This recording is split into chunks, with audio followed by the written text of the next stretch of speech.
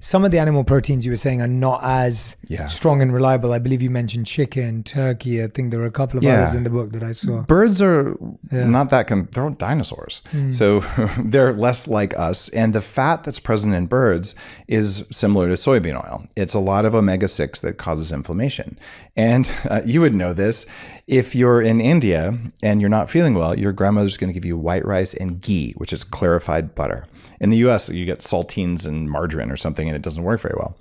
But the reason is that ghee, that saturated fat, is very nourishing for you, and that you actually need that. You don't get it from a chicken. And also, one chicken, to get the amount of protein, I'd eat a chicken a day. I'm killing 365 chickens a year. That doesn't feel very good. In addition to that, real chickens, the kind that I grow on my farm, take 9 months to mature. And their fat is rich and yellow and full of vitamins, even though it's not the best kind of fat.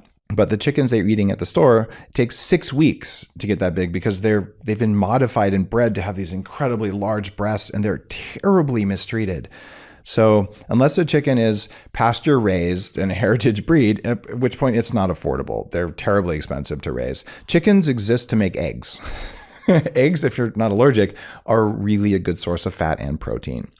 And when you eat eggs, you want to cook the whites and leave the yolk runny. And then you get the most nutrients that way. And we talked about the plant protein from a ethical standpoint, but even from a nutritional standpoint, I mean, so me and my wife are both plant-based, but plant protein is like not a big part of our diets at all. My wife's like not into eating any of the burgers or any of the meats. That's probably a good move. The fake meat is not good. Explain why, because I think that's slightly the challenge for a lot of people who try and make that switch. And I feel everyone who turns to that then goes back because it's not satisfying. Are you plant-based to the exclusion of dairy?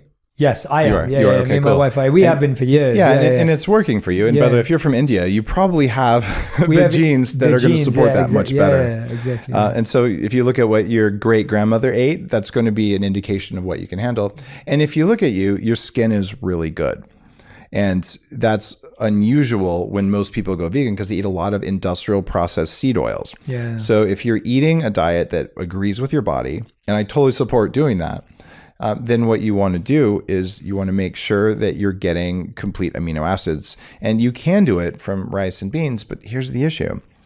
To get enough protein, it's definitely hard. I'm fully like, I'm thinking about it a lot. It's like 300 grams of carbs to get 20 grams of protein. It's hard. So then your best bet for plant-based proteins that have the highest amino acid score, it's actually hemp protein with the fat removed. Because hemp oil isn't particularly good for you. So then what you end up doing is saying, okay, I'm going to do that and I feel good. I've also helped a lot of vegans. In fact, this was at David Wolf's vegan conference. I explained the virtues of ghee, where no animals die to make ghee, and ghee helps to escort the nutrients from plants into the body, so you make better use of the plants. So sometimes adding, a tablespoon of ghee a day gives you like a healthier skin glow, and it feels more nourishing. And people can choose to do that or not choose to do that. And people get mad because I tease vegans. Dude, I was a vegan.